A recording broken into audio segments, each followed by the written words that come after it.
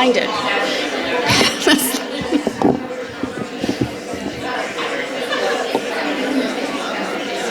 Okay.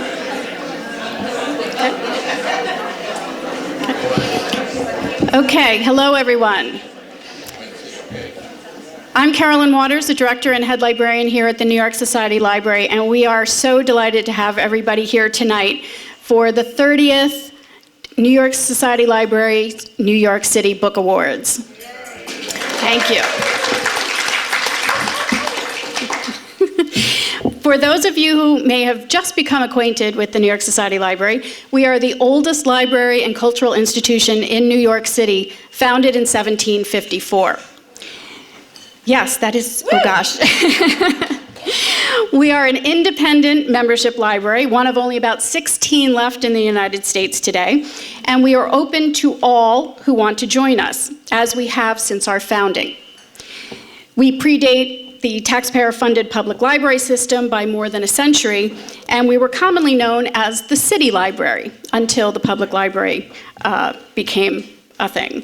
So do not be thrown off by our name. Society simply means community. It means sharing in common customs and values, and while many institutions are shedding the term society these days, you know who you are, we proudly held fast to it. We are a society of bibliophiles, we believe in intellectual freedom, and we would love to have you join us as a member or just to come visit as you are today. And I hope you will agree that as the oldest library in New York City, we are uniquely qualified to recognize and honor the best books of literary quality or historical significance that evoke the spirit or enhance appreciation of New York City. And therefore, on behalf of the library and our stellar jury, I want to congratulate the 5 winners of this year's New York City Book Awards. Ross Perlin,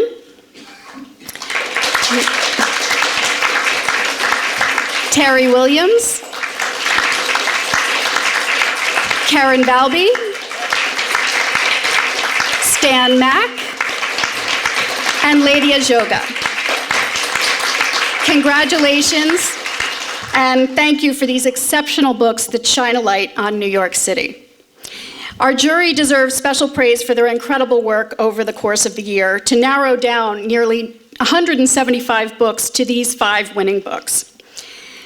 My deep appreciation and admiration to our New York City Book Awards jury, Jury Chair Nikila Yengar,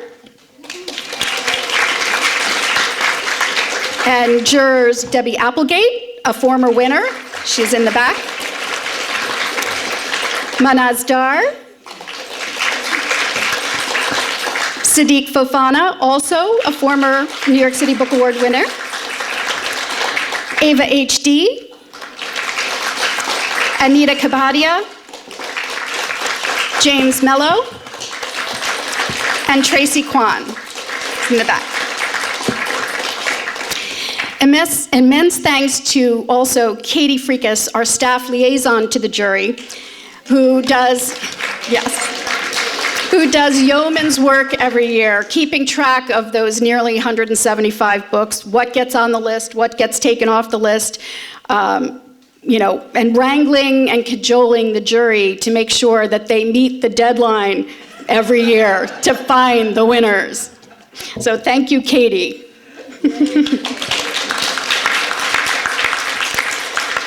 Thank you also to Sayre Holiday and Maria Luisa Monda, our programming staff, for orchestrating tonight's ceremony, and to Ellie Murphy for her graphic designs.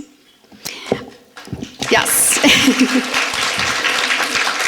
I also want to thank Sharon Simpson, who's in the audience tonight, and she is the curator of our exhibition. I hope you noticed it when you came in, or maybe you'll see it a little bit later, which is celebrating 30 years of the New York City Book Awards. It's a terrific exhibition and these wonderful awards, so I hope you'll take a look at that as well. I also want to thank Tina Smith, our Director of Engagement, Programming, and Outreach, and our partner bookstores for promoting the awards and the winning books. And I urge you to patronize these fine bookstores throughout the city. Our local independent bookseller, The Corner Bookstore, which is selling books tonight, they are outside. 3 Lives and Company, Barnes & Noble Upper East Side, Barnes & Noble Upper West Side, Barnes & Noble 14th Street, Union Square, Blue Stockings Cooperative Bookstore, Shakespeare and Company Upper West Side, Astoria Bookstore in Queens, and Community Bookstore in Brooklyn. So thank you, and please, please patronize these wonderful bookstores. And as I close, 2 people who deserve special thanks, because without them, there would be no New York City Book Award. Jenny Lawrence, here in the front, is a former trustee, our biggest library booster, I think I can say that with a lot of confidence, and who is the author of a terrifically entertaining history of the New York Society Library. If you've picked up the 250th anniversary book, you will know what I mean. Her generosity makes the Hornblower Award for the best New York City-related book by a first-time author possible. Thank you, Jenny. I now have the pleasure of introducing Ellen Eisman.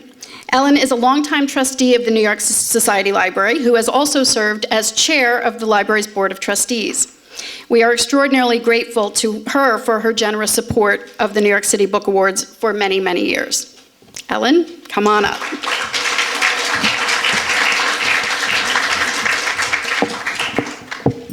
Because I'm tall, I need to do this. Thanks so much, Carolyn, for your kind words. I'm delighted to have this opportunity to express what an honor and pleasure it is to have supported the Book Awards for more than a dozen years. At a time when libraries face so many new, daunting obstacles, the Book Awards stand out, highlighting creativity, fine writing, and a special interest in our one-of-a-kind city. The prize recipients' works are wonderfully varied, and we celebrate this evening their exploration of so many facets of New York. Congratulations, if I can echo Carolyn, to the winners, and also to the jury members for their dedication, months-long meetings, and to Kel Iyengar, who has given so much time spearheading a process that covered almost 200 submissions. On this 30th anniversary of the Book Awards, depicted so vividly in the exhibition outside that will run until September, we've reached a milestone. We can all be proud that we've come this far. Thank you so much for coming tonight.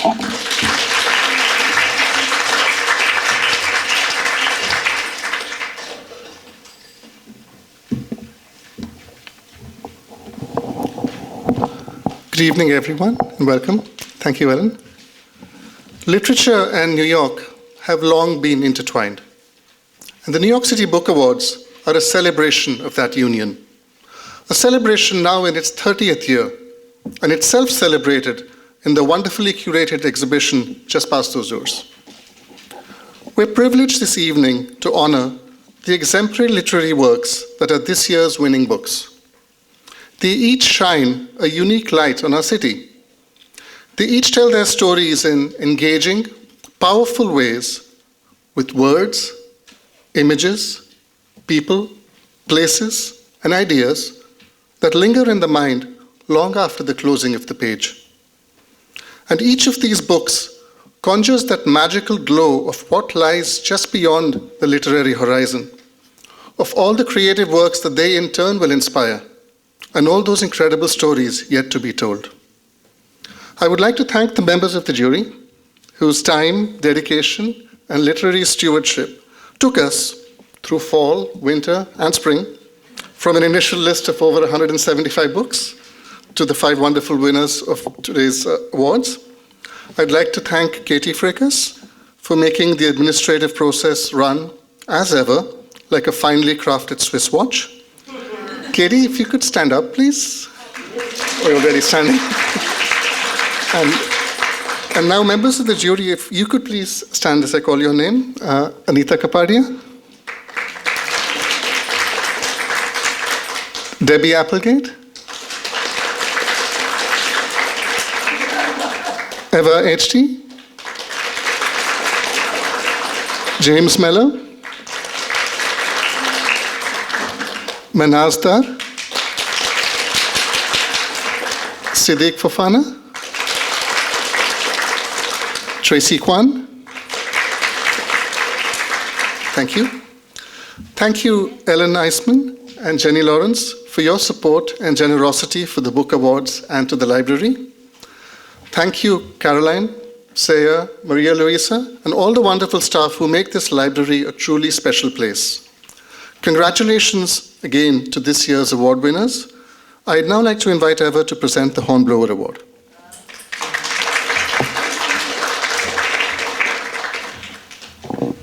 Hi, everybody.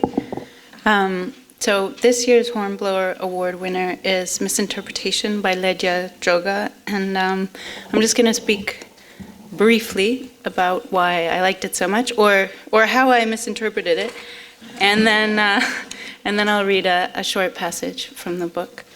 So here's what I had to say about Misinterpretation. In Misinterpretation, Ledya Joga introduces us to a narrator who, like many, if not most of us, is at turns funny, irascible, generous, tart, whimsical, vulnerable to impulse, and a bit of an asshole. Navigating her job as an interpreter and her relationships with loved ones and acquaintances in a New York which, even in late January, Washington Square Park pulses with the energy of summer, where lost citizens' faces appear stuck between expressions, where the idioms of one's mother tongue are sometimes the only ones that can express a given moment. He became small as a fist, she writes.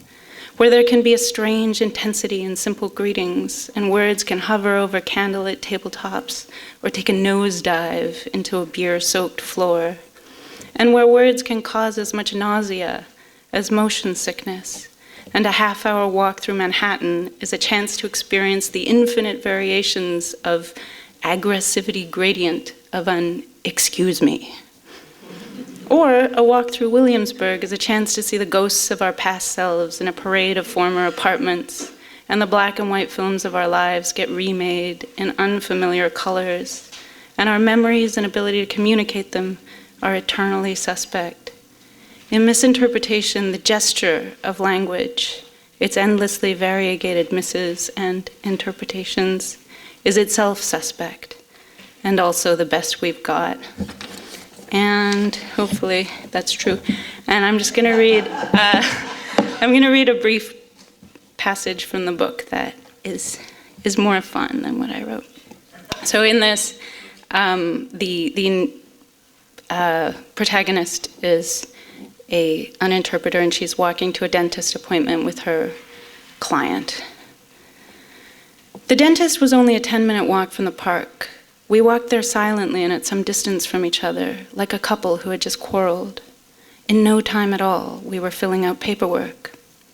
On a scale of 1 to 10, with 10 being the highest rating, how would you rate your dental health?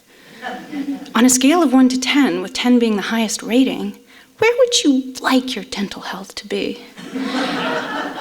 The question struck Alfred as ridiculous. He opened his eyes incredulously and shook his head in disbelief. He then jutted his chin toward the papers, giving me full power of attorney over his dental history. Judging from his reaction, I opted for the lower numbers. He nodded in approval. Still hoping that some questions might resonate with him, I kept reading aloud. Do you brush your teeth in the morning or at night? Or both? He was indifferent, eager to dismiss such useless formalities to deal with a toothache that had kept him up all night. He gave a deep sigh as if to say, it's true that my dental hygiene and genetics have contributed to the state of my teeth, but do they need every single detail? Realizing there were many more pages to go through, the pile on my lap did look intimidating. He glanced around with doubt. What kind of dentist would make us do all this? What would you change about your smile? I asked. The answer consisted of several options. I had trouble interpreting the last one. Smile makeover. Smile transformation, I fumbled. Changing your smile completely. Pick that one, Alfred said without hesitation. It was the only answer that he chose on his own. Afterward, he smiled, which frightened me. His features widened but didn't soften, as if he were smiling against his will. He had chosen the right option. after all.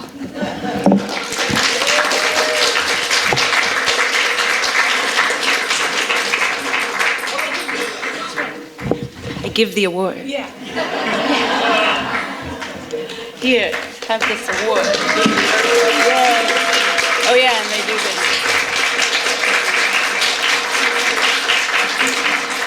Cool. Congratulations. Oh, thank you so much. Thank you so much.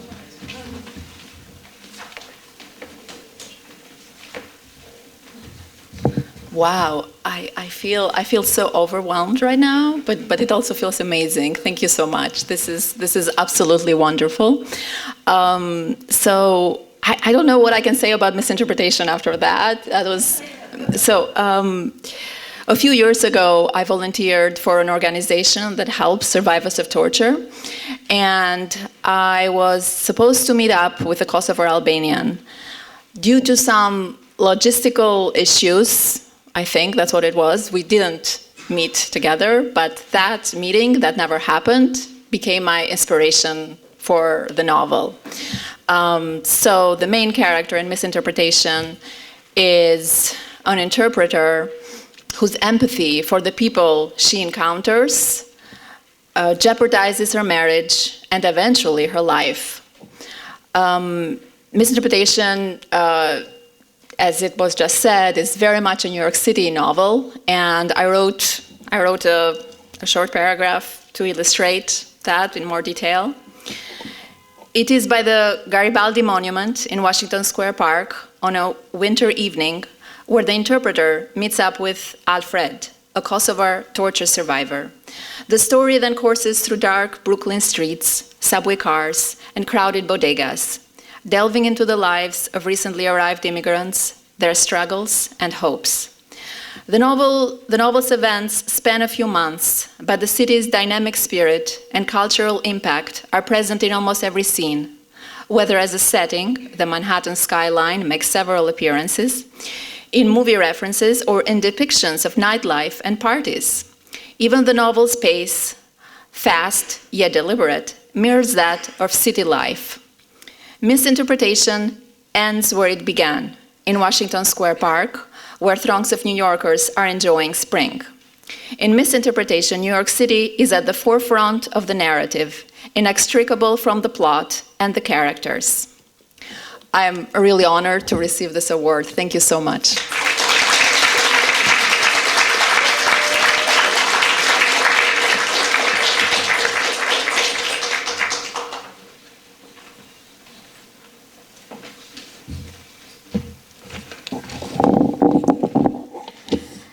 Good evening. I'm honored tonight to introduce Professor Terry Williams and his book, Life Underground: Encounters with People Below the Streets of New York.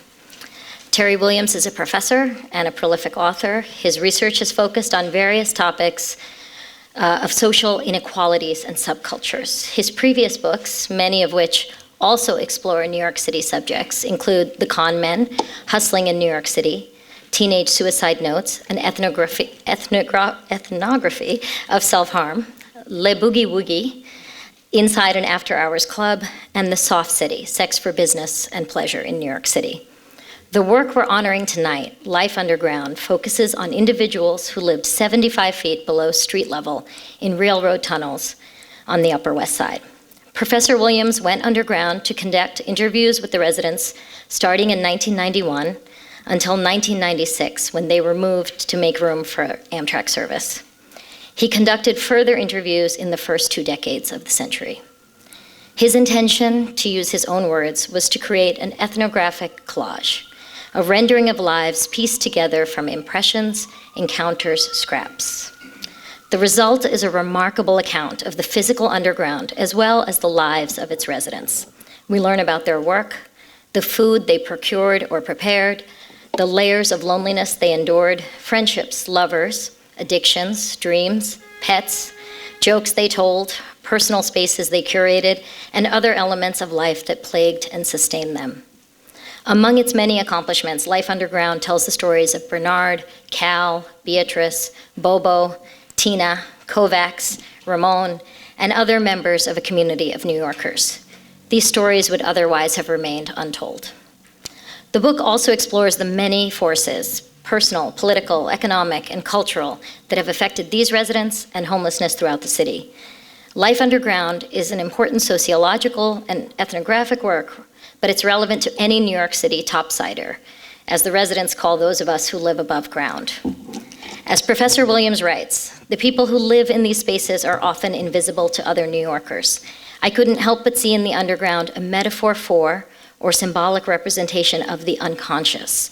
We lock the doors of our minds and of our society to the unfamiliar or unpleasant, like the vagabond, the poor, the homeless tramp, the mentally ill, the stranger, relegating them to forgotten, unknown spaces. The book asks us to consider this aversion and to reckon with both the metaphorical and literal looking away we choose daily. And it illuminates the ongoing consequences of refusing to see homelessness as an inevitable structural result of prioritizing market values over human ones. In reference to the underground residents who struggle to find a place within society, Professor Williams notes, perhaps they are what increasingly larger and larger groups of poor citizens in the 21st century are destined to be, broken from the past, snatched up by the roots, and devoid of a future. Life Underground is a deeply empathetic and important work about our city, and it is my distinct honor to introduce Professor Terry Williams and to present him with this New York City Book Award.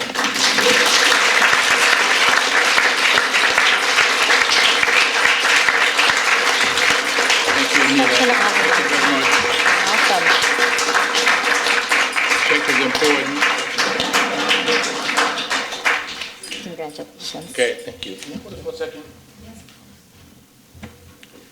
First of all, thank you very much for inviting me to give this wonderful talk and to be part of something that I think is really extraordinary, to be part of something that is historic as this particular entity. Also, I don't want to talk a lot about that book, but I would like to say a lot about people who made it possible. First, Columbia University Press, Jennifer Crew, Eric Schwartz, and others who made it possible for me to actually write the book. The editors made it possible for that to take place. Also, I'd like to thank a number of people who actually made it available for me to actually get their lives on paper. And these were the people who were living underground. Anita mentioned a number of them, but there were other people who, of course, who remain anonymous. But those are the folk who actually made it necessary for me to record their lives. So I thank all of you for doing that. I would not spend any more time. So thank you very much.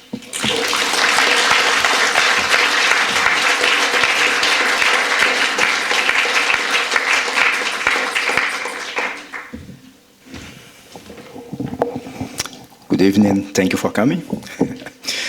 Let's say that you are at the checkout line in Barnes & Noble, and then you overhear a conversation in a language that you cannot possibly even imagine where it's coming from. Or someone comes up to you in Central Park and asks for directions in an accent that you spend the next several minutes trying to place. You may not be successful. I have had that experience several times myself. And if you are wondering, mine is Brazilian Portuguese, more specifically from northeastern Brazil. Or let's say that you are in the subway and the person next to you is reading a book in a script that could be like a Egyptian hieroglyphic for us, whatever you can tell. If you enjoy those experiences, then you are, of course, living the best possible city, and you are going to find a lot to delight you in Language City by Ross Perling. It's a book that the moment I saw it in the bookstore a long time ago, just the title was enough to make me zero in on it and go and look what was inside. And what was inside, it's a beautifully documented and minutely detailed investigation of this incredibly diverse place where we live. All those different experiences that are shaped not just by the places where the people were born, but by their lives as they reconstructed them here in this city. And the interface between daily life and the abstract or symbolic aspect of language, both here and in their native countries, was to me endlessly fascinating. And I just could not stop reading the book and going back to the different case studies that are featured in the book. There are 6 very, very specific languages that are studied in the highly documented text.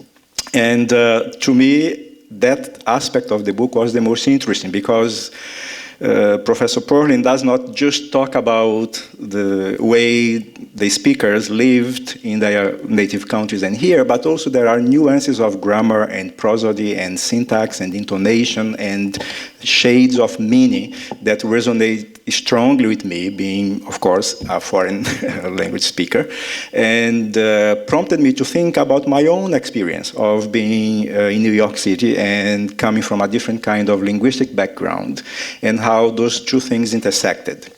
And New York City, of course, is a perpetual playground in that sense. So I myself had that experience of walking the street and hearing something in front of me, and I get a little close and try to prick my ears and see what's happening. And I went this speech with a very personal experience. I was sitting at Union Square one day, a long time ago, and there was this woman talking on the phone, and I sort of recognized the language. I say sort of because I was not very sure. And I just could not disentangle myself from that, so I tried to inch closer and really listened carefully, and then it turned out it was Portuguese. And I said, it's not possible. But it was Portuguese from Portugal. So I said, okay, I escaped. and that was very, very distinct to me in terms of all these different contexts and those fun experiences that New York has to offer. So it's with great delight that I invite Ross Perlin to receive this award. That was a pleasure for me to read the book.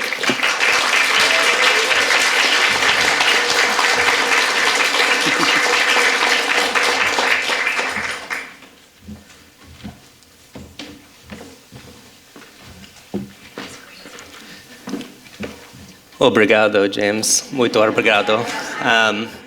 Thank you so much. Thanks to all of you for coming. Thank you to the jurors and to the Society Library. I first set foot in here as a 14-year-old going to school nearby, and I believe the library offered us at that time also a free year membership to do our research. So I'm grateful and excited to be back. And I also want to thank my parents who are here as well, Martha and Scott, who instilled from that time, from before, really a fierce love for and loyalty to the city that has been with me, and to my wife Cecil, who shows me new ways of seeing the city constantly. Also to my editor Peter Blackstock, who's here, who made the book possible in so many ways. We're sitting in the most linguistically diverse city, not just in the world, but in the history of the world.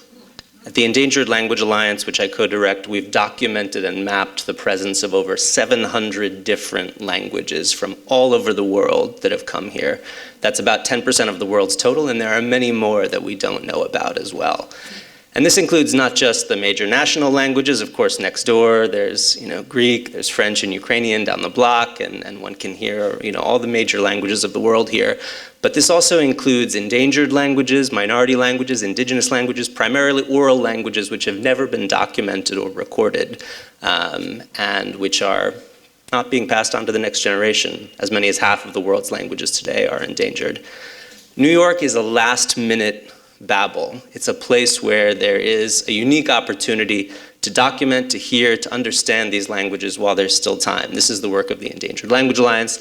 This is the work I describe in Language City, which is the story of the world's most linguistically diverse city. It's past, present, and future. From a Lenape-speaking archipelago to an entrepot of many peoples from Europe, Africa, the Americas, exactly 400 years ago, almost exactly 400 years ago. The template was set when 18 reported languages were spoken by the first 400 to 500 inhabitants of New Amsterdam, and that has only continued and increased and deepened over the years. So there is a unique opportunity in this unique place that we're in, although we may also be at a turning point where that's threatened. So it's a great honor and pleasure to be here in the city's oldest cultural institution to celebrate many of the newest arriving cultures and languages, and may there be many more. Thank you very much.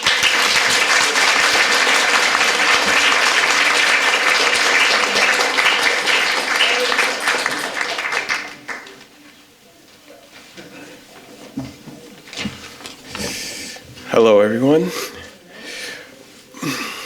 So basically the criteria for a New York City Book Award is the best book treating some aspect of New York City. But what comes first? A book's New Yorkness or its goodness? I would say goodness, but the truth is both pop at you at the same time. There are two other unwritten criteria much harder to find. The first is, can it tell you something about New York that you didn't know before or should know and don't? When I was done with The Swans of Harlem by Karen Valby, I thought to myself, I had no idea. And now I'll never again go to 152nd in Amsterdam and not think of Sheila Rohan, Lydia Abarca, Gail McKinney Griffith, Marcia Sells, Carlia Shelton, and all the beautiful Black pioneering ballerinas who gave the dance theater of Harlem its reputation. When people see Harlem, they see the eateries and the swanky club spots. They see the gentrification. But Valby shows us, through the rise of Arthur Mitchell's dance company and the 5 women who anchored it, a bygone era at once familiar in its elegance, but ripe in its readiness for reawakening. Which brings me to the second of the two unwritten criteria for a New York City Book Award book, The Rabbit Hole, and how far it brings you down it. It's simple. A book is so engrossing, you just want to stay with the subject long after it's done. After finishing The Swans of Harlem, I didn't want to let go. Here's where the rabbit hole took me. I watched the 11-minute clip of Forces of Rhythm on YouTube after the section on Gail McKinney Griffith's iconic pas de trois. She appears to levitate backwards, Valby writes. After that one gravity-defying motion, she perches delicately in the air, sitting upright atop the palms of Brian's hands like a cloud. Then I looked up Gail and Lydia's dance number in The Wiz, which for me relit a classic film. Finally, I wanted to see what they were all like now, which brought me to the recent ABC News segment, and the answer was even more graceful. After every clip, I thought, only a fool would think the art of 1971 is eclipsed by the art of now. If the latter is lucky, it is informed by it. There's a kind of biography that says everything was all roses.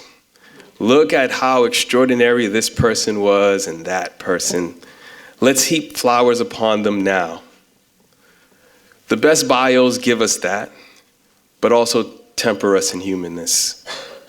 The Swans of Harlem takes us through remarkable performances and personal feats, but it does not spare us the human struggles that come with them. The stories of love, family, finances, rivalries, and aging. The triumph and pain coexist, but leave in their wake a persevering elegance.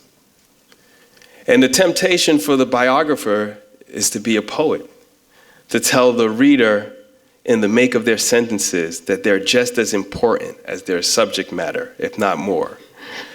But Valby eschews this temptation and does what the transcendent biographer does, which is simply, with humility and grace, make way for the story to be told. This takes the utmost restraint, and it is this gesture of selflessness that is the talent And so it goes without saying that I stand here absolutely honored to present this New York City Book Award to Karen Valby for her book, The Swans of Harlem, a heartfelt chronicle of the awe-inspiring lives of 5 beautiful American ballerinas. There you go. Congratulations. Wonderful book. Oh my gosh. That was so beautiful. Gosh, that was so beautiful. And I'd like to say their names again. I'd like to say the name of Lydia Abarca, who was the oldest of 7, a 17-year-old living in the Grant houses in Harlem when she met Arthur Mitchell, and he knew he was going to make her a star. And she was Dance Theater of Harlem's first prima ballerina. Sheila Rohan was the youngest of 8, living in Staten Island, raised by her West Indian immigrant mother. She got polio. When she recovered at 7, she discovered dance. Gail McKinney Griffith, who I'm so touched, who you brought up, was Dance Theater. Oh, I just saw one of the swans in the back. Was Dance Theater of Harlem's first ballet mistress. She was an exquisite ballerina. And her cancer returned during the course of reporting this book. And she passed away before it was published, but she put her own story down on record first. Carlia Shelton Benjamin was living in Colorado. She was the only teenage ballerina at the Colorado Ballet. She was getting ready to go to New York City to audition for schools when she saw the cover of Dance Magazine in 1975, and it had Lydia Abarca on the cover. And it was the first time the magazine had put a black ballerina on its cover. And so Carlia said, I gotta audition at Dance Theater of Harlem. And when she got there, she saw that the women were dyeing their shoes brown and their tights the color of their skin, which is a tradition DTH started, and she realized she was home. And finally, Marcia Sells, the baby who's in the back.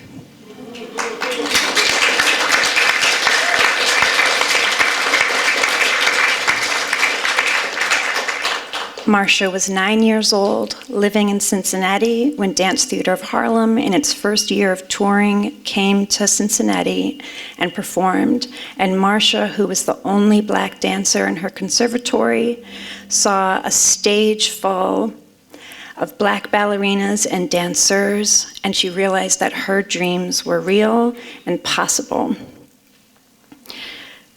I also want to say the name Hadija Tarian, Gail McKinney Griffith's daughter, who is a dancer herself. Right now she's on Broadway in her first speaking role, and she held such tender space for her mother's legacy when our book came out. I want to call out Naomi Gibbs, our editor at Pantheon, who gave this book structure and helped it sing. The agents Barbara Jones and Betsy Lerner, who took such good care of it and of the swans and of me. I also want to say my daughter's name, Ava D'Alessandro, who started at Austin's only black dance studio when she was 2 years old. And Ballet Afrique in Austin, Texas, gave Ava and Zinnia a place where they could look at themselves in the mirror in front of a black dance teacher who expected them to be excellent and who thought they were beautiful. This weekend has been such a treat getting to come here. I can't thank you enough. Ava and I have spent it visiting colleges. She's 16 years old on the start of her life, and if I could make one wish for her, it would be that her humanity and her contributions are recognized in real time, and that she doesn't have to wait for that recognitions like the Swans did. Ava, they're gonna know your name.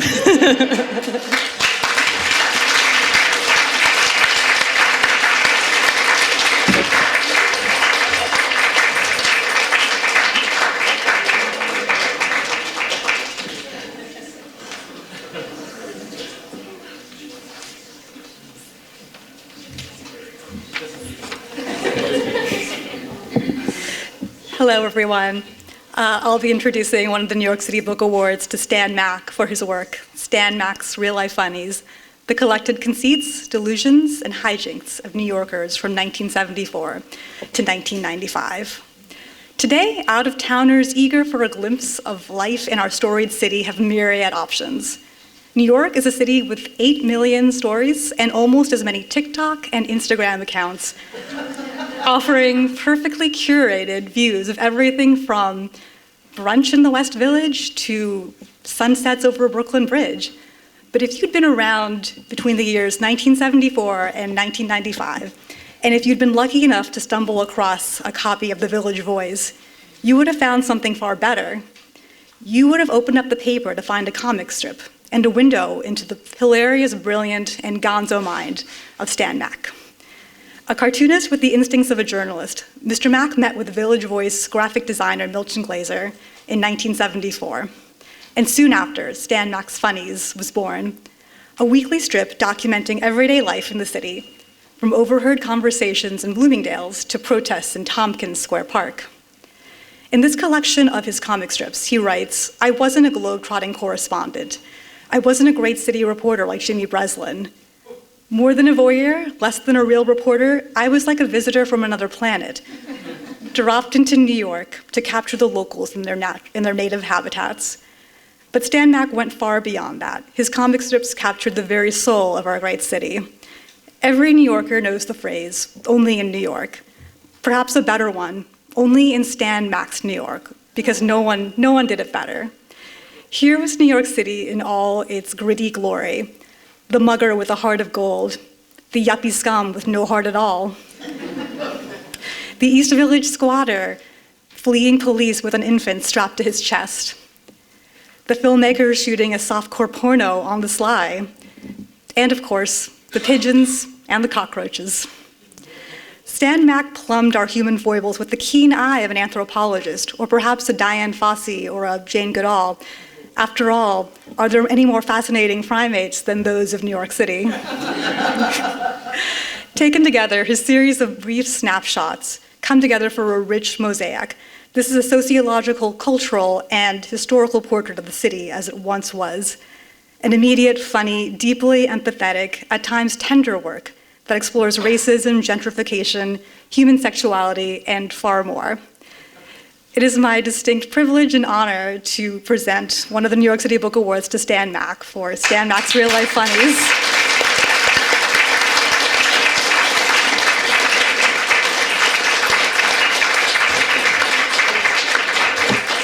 Thank you very much.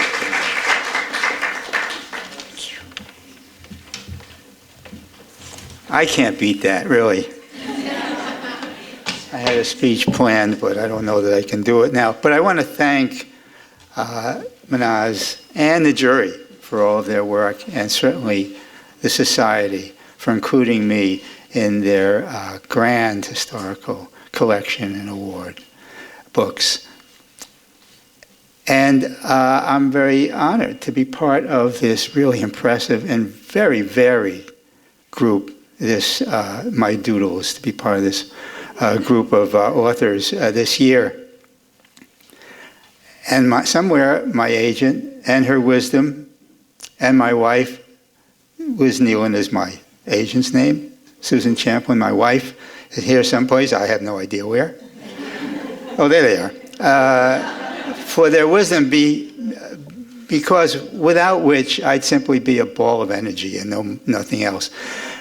I came from New York, drawn to New York because it was the hottest and brightest flame I knew of, and I needed that. Got here in the 60s, a time when, as many of you know, it was a huge cultural revolution spreading across the country, and New York was kind of a vortex for that. So my first job was with the New York Herald Tribune. And their own revolution, the new journalism you've heard of, think about Jimmy Breslin and Tom Wolfe and Gloria Steinem. But I came to New York not knowing what to do. Real Life Funnies happened by pure mistake. What happened was I was working at the New York Times, and decided to, my poor folks, first it was Boston wasn't good enough, and now the New York Times isn't good enough, to go back, quit the Times to go back to freelance, and of course the freelancers has to pitch jobs. And I went to Milton Glaser and Clay Felker, who were trying to redo the Village Voice. And I said to them, what about, with my background, I go around town someplace, I do a one-shot piece. I'll listen to people, sketch them where we are, I'll do those sketches, and do that. And Milton Glaser said, right, it's a great idea, but do it as a comic strip, and do it weekly. And I thought, really? This was me. That was the whole deal. And I said, all right, I'll try it. And Clay Felker said, as been mentioned, he said, because he was Mr. Upper East Side, he said, go to Bloomingdale's. So I went to Bloomingdale's, and I did this comic strip and handed it in, and they ran. It was the first one of Real Life Funnies that ran, and I thought to myself, that was really boring. If I'm going to do this week after week, I got to get out of my comfort zone. I got to go places that are not familiar to me. I got to have adventures, or it's not, although compared to some of the authors that are up here tonight, I don't even know what adventure means. But it's what I did. So that's how it came about. And so I like to, I did a little list, I don't know if I can compete with the list she gave, of the sorts of stories that are in, and people and places that are in my book. So I'm just going to run through it really fast, give you an idea about the variety, because that's what it was all about. Singles bars and rap sessions and politicians and evangelists and squatters and the homeless, therapists and spiritualists and punk rockers and yuppies with power shoulders and CBGB and Plato's Retreat, and a friend, a real hero, who was going undercover to expose a doctor who was selling phony HIV drugs. At the same time, this friend was dying of AIDS. And the rug man who wrapped himself in a rug remnant, lying on the sidewalk, wanting to be stepped on by passers-by, not knowing he was there. You can't make this stuff up. Jeanette Walls wrote that in the afterword for this book. And I thought, I don't have to make it up. I live in this really hot, bright flame of a city. And thank you all for that.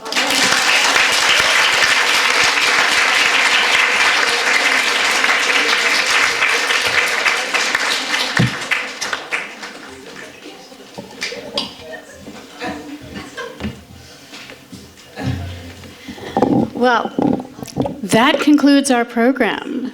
Thank you again, everyone, for coming tonight. Let's give one last round of applause to our winners and our jurors.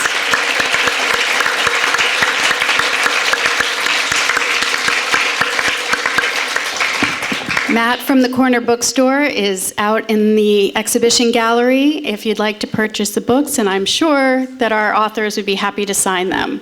Yes, yes. Thank you very much. Stay and enjoy the refreshments and get to know our authors. Thanks very much.